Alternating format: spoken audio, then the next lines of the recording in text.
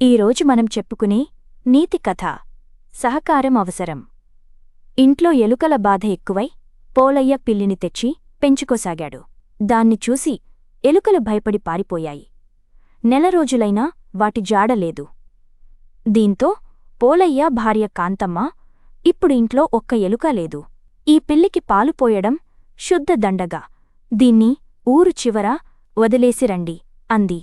ఆ మాటలు విన్న పిల్లి అలిగి ఆ ఇల్లు వదిలి వెళ్ళిపోయింది.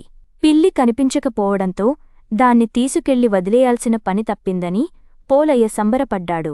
కొన్ని రోజులకు ఎలుకలు ఒక్కొక్కటిగా వచ్చి చేరాయి.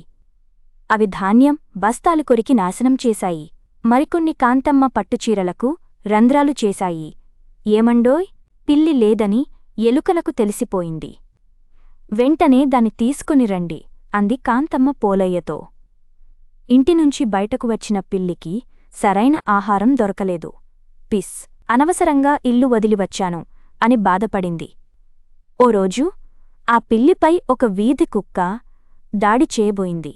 అతికష్టం మీద దానినుంచి తప్పించుకొని బతుకుజీవుడా అని నెమ్మదిగా ఇంటి బాటపట్టింది. పిల్లి కోసమే వెతుకుతున్న పోలయ్యకు అది ఎదురుపడింది. హమ్మయ్య దొరికింది అంటూ దాన్ని చంకన బెట్టుకుని ఇంటికి తీసుకొచ్చి వదిలాడు.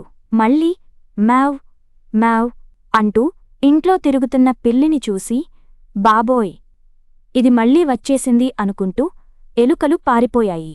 ఇలా ఒకరి అవసరం మరొకరికి ఉందని పిల్లికి పోలయ్యకి ఒకేసారి తెలిసొచ్చింది.